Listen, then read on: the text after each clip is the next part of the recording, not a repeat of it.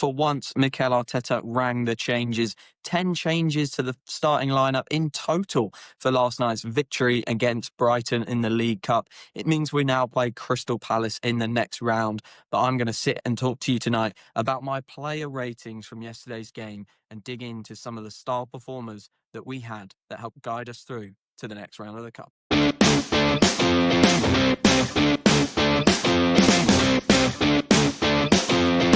Yes, hello and welcome. This is the Arsenal Match Reaction Show. Thank you for your patience. Usually there is a preview episode. Usually there is an instant reaction, an immediate match review. But getting to the game yesterday was a nightmare. Getting back from the game was very difficult as well. So I just could not get any of that done. And it's now 24 hours after the game. And I am really, really excited to do something different. I'm going to take you through my player ratings for this game here at the Arsenal Match Reaction Show.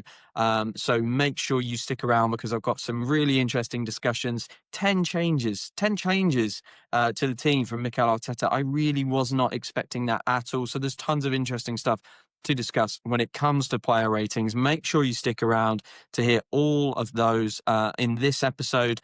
And yes, welcome if you are new. Welcome back if you have been here before. This is something different. Like I said, it's really, really exciting to be doing a new style of a video.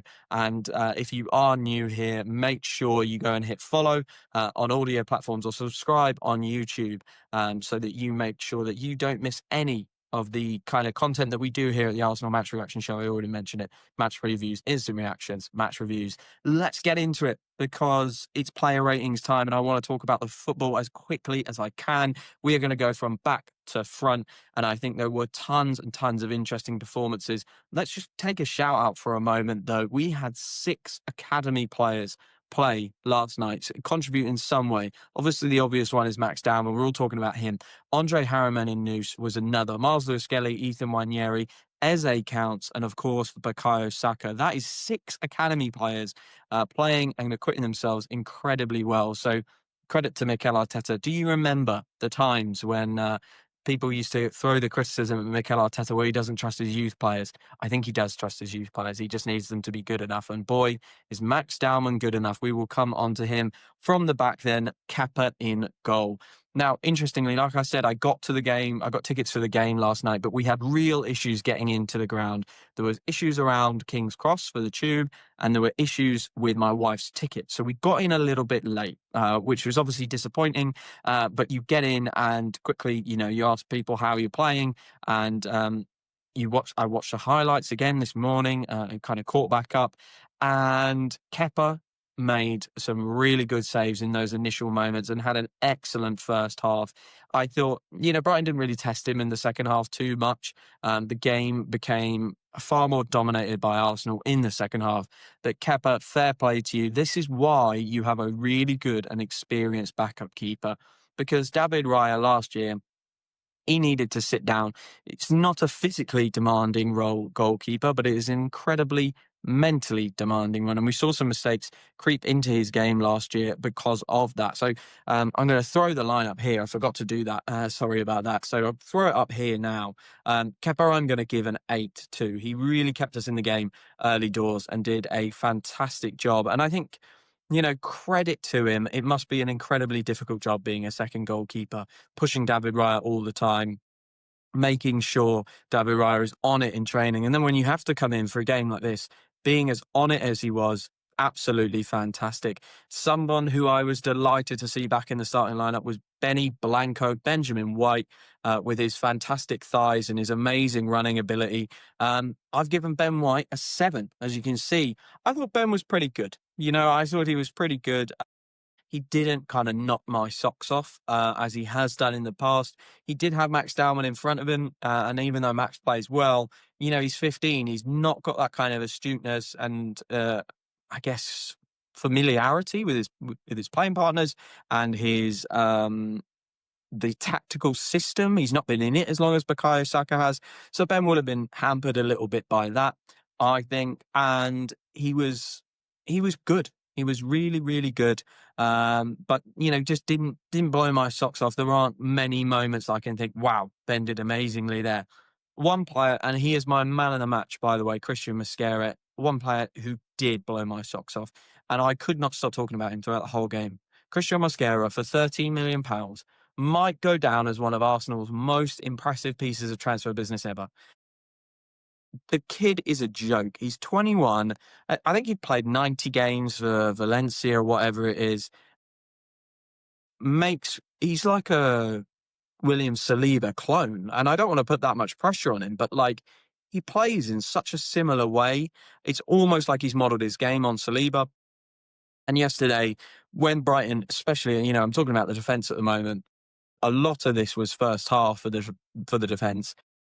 Especially when Brighton were on top, they had moments where they were breaking forward. Mosquera dealt with it multiple times. And, you know, when you're in the stadium, I think you see it in a completely different way. I was kind of maybe a few rows back behind the bench, behind the Arsenal bench, I should say. That was where my seat was. So you can't really see the patterns, and you tend to watch players a little bit more when you're that low down. If I'm up high in the stadium, you can watch the patterns and you can watch the kind of off the ball play. And then when you're watching on TV, it's a different style altogether. But when you're that low down, I sort of was watching individual players, and the amount of times Mascara went into duels with his opposition, the Brighton strikers, and he just shielded it away with his body like Mars Lewis Skelly. He dealt with it really calmly like William Saliba, and he kind of has a little bit of the brawn like Gabriel has. He is a complete defender. That's why he's my man in the match from yesterday, because there were just multiple moments where he was called upon to be that last man to shut down a Brighton attack, to just limit any chance that they had of scoring a goal. And he did a fantastic job, along with Kepa, obviously, who made some really key saves. But Mosquera really, I think, helped the midfield out, because there was a couple of times in the early stages of the first half where the midfield were just giving the ball away. And Mosquera dug them out multiple times. I can think of times when Wanyeri got dug out, Norgard got dug out by Mosquera. So absolutely fantastic performance from him. His central defensive partner, Hincapié.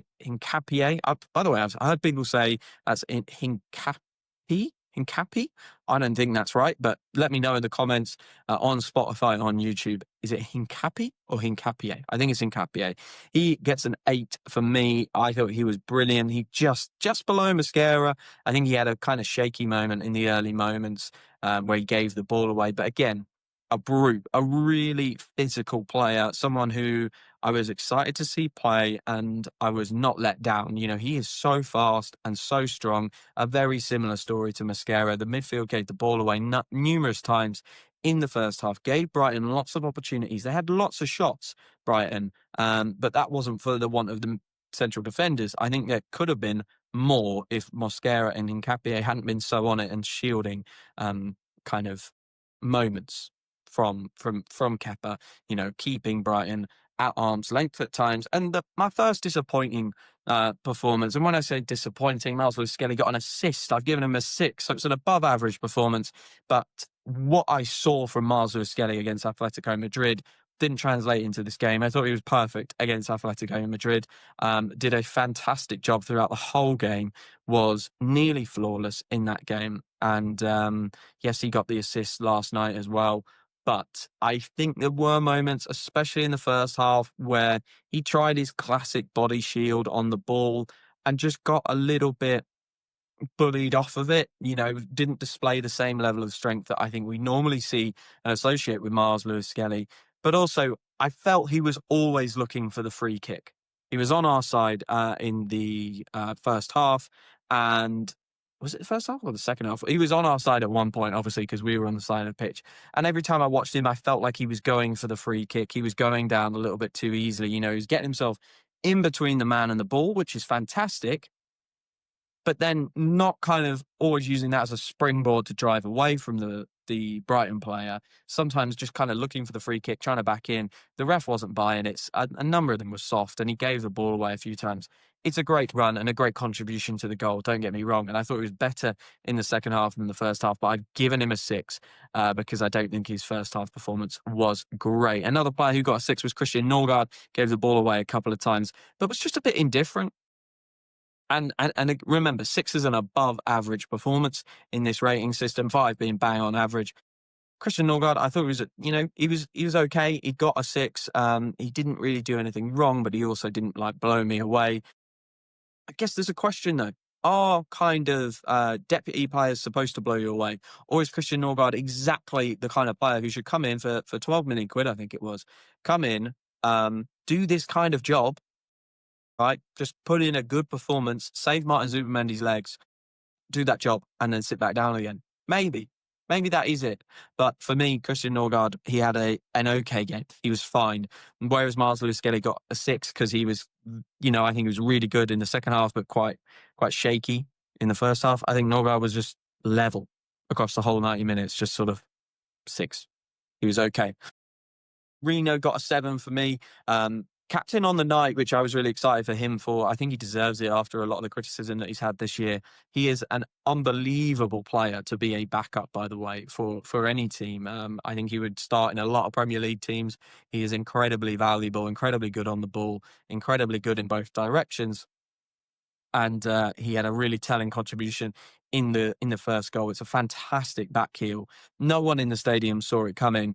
He flicked it, and the whole stadium just got on their feet. It was a wonderful moment of quality, and really the only moment of quality throughout the whole game, really. And it obviously led to Miles Lewis-Skelly being able to put Ethan Nwaneri in. I think that kind of elevated him from a 6 to a 7, and he just did a good job during the game. I thought he was good, led the boys well. A wonderful, wonderful picture has come out of him now with Miles Lewis-Skelly and Ethan Nwaneri, kind of like the dad to those two boys, and it's been done really well. And also drawn by Paulie Drawn Arsenal. If you don't follow Paulie Drawn Arsenal, go and find him on social media, wherever you get your social media. He does really funny stuff, so well worth a follow. But yeah, Marino, I thought, I can't give him a 6.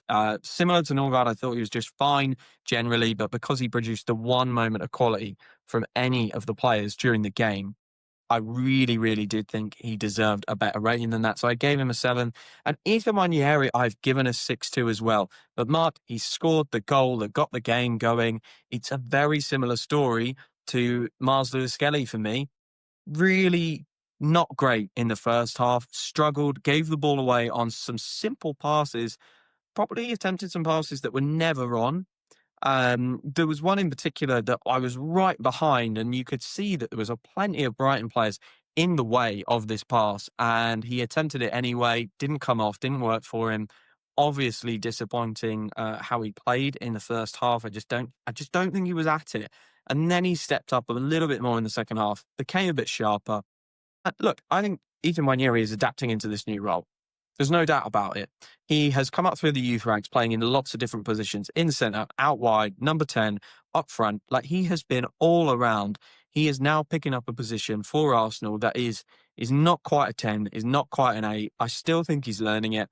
I still think he'd be valuable on the right wing. I know there's clearly this intention from Arsenal that no, Ethan Nwaneri is going to get all of his minutes in the centre because that's where we see his long-term development. Fine. I get that to an extent, but I also think some of his best performances for Arsenal last year were off the right wing, and I don't see any harm in really giving him some minutes. Max was brilliant last night, and I'll come on to talk about him in a second. But I do think it's still early for Max in the Premier League at that very top level, and certainly too early in the Champions League. Whilst we're without Noni Madueke, could Ethan Nwaneri get some more minutes on the right wing just to build some confidence up? Because I don't think he looks like a player who's brimming with confidence right now in the way that Max Dowman does, in the way that, maybe Martinelli and Trossard do as well. I think he needs some confidence, and maybe just taking him out of the middle, putting him on the right, let him play a bit, and then bring him back to the middle for his development. Maybe that could be something. Yes, he got the goal last night. It was a smart finish. There are some great stills of earlier in that move where he is already at the point where Eze has the ball. He is already storming into the middle, trying to get onto that, whatever ball ends up, going forward. Obviously, it's worked down the left really, really well in the end, but he's storming in there very, very early, trying to be a threat. It's great to see, but just a poor first half for me. Max Dowman, the man of the moment, 15 years old, the youngest ever starter for Arsenal in a competitive game. Sorry, I've given him an 8. I thought he was brilliant. I really want to see him get a goal soon or an assist or something. He was really telling. I think he should have had a penalty. Let me know again in the comments on Spotify or on YouTube. Do you think that was a penalty? I've only seen it back like once, if I'm honest. So I need to go and watch that again. But in the ground, I stood up and was celebrating because it looked like the ref had pointed for a penalty, but he pointed for a goal kick. So we were all very disappointed where I was sat. Um, he just terrorizes players, doesn't he? You know, again, we saw him a little bit more in the second half because he was on our side. No, must have been first half. I'm getting my sides mixed up, but we saw him a lot for the half that he was on our side, and that left back just could not cope with him. Could not cope with him at all.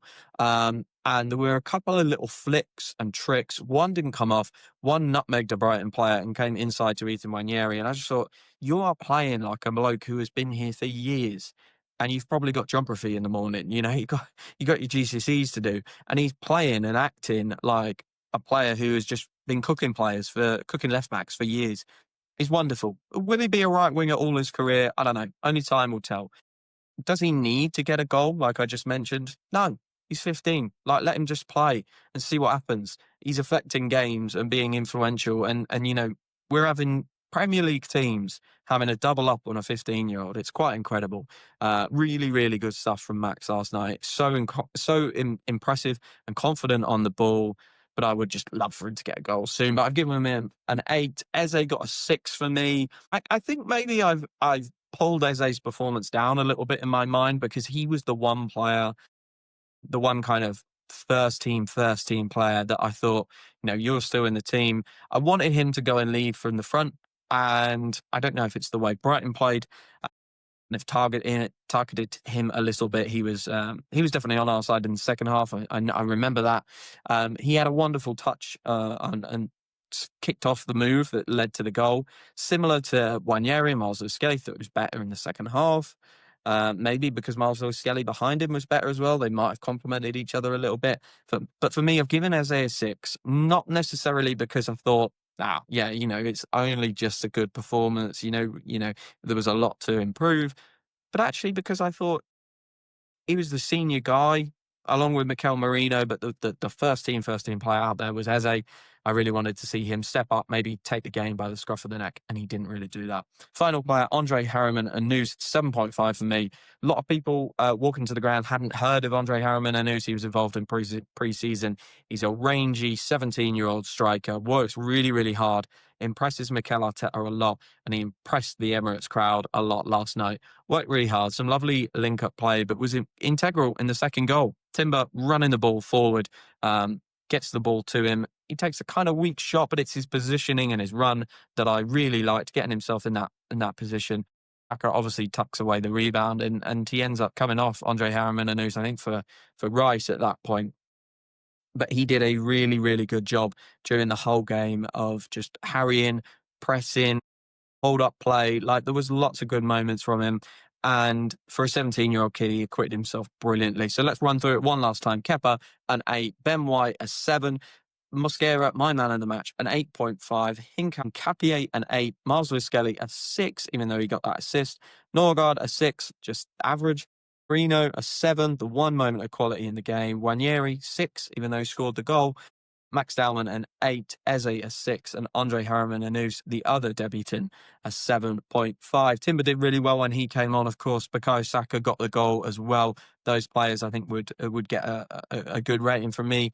Gabriel did okay, Rice as well, but these guys were just sent on to shut the game down, and that is exactly what they did. I'm delighted we're through. Some people don't think that this trophy is worth investing any time in, but if you can make 10 changes and still win, jobs are good. And if we do that the whole tournament, it won't affect anything and we'll have a trophy under our belt. Guys, I hope you enjoyed a slightly different episode today. It was player ratings rather than a full match review. I thought it was just fun to do considering we had 10 changes. If you agree, leave a like on the video on YouTube or a 5-star rating if you're listening on Spotify or Apple Podcasts. That really, really helps other people find the podcast. Other Gooners will come and listen if you do that. So that's really, really helpful, not just to me, but to those guys as well. And if you've enjoyed it and you want to hear my match preview episode of the Burnley game for this weekend, hit follow wherever you are. You can subscribe on YouTube or you can follow on Apple Podcasts and Spotify. And also, guys, one thing I would love for you to do, if you don't do those other two things, that's fine. But if you have got any thoughts on what I've said in this episode, on YouTube, go and comment, and on Spotify, go and comment. And if you're listening on Apple Podcasts, you can't comment, but go and find me on Blue Sky. Blue Sky is a new social media that's like a more socially responsible Twitter. So it's a great place for football chat. So go and find me on there. Arsenal Reaction at bsky.social. All that's left to say, guys, is thank you so much for bearing with me. A bit of a weird week for podcasts and videos because of the travel to get to the game, the hecticness around the game, the hecticness getting back from the game. So thank you for your patience. Thank you for following. Thank you for listening. I'll be back with a match preview episode for the Burnley game, like I said. And let's go win the League Cup, shall we? Why not? Up the Arsenal.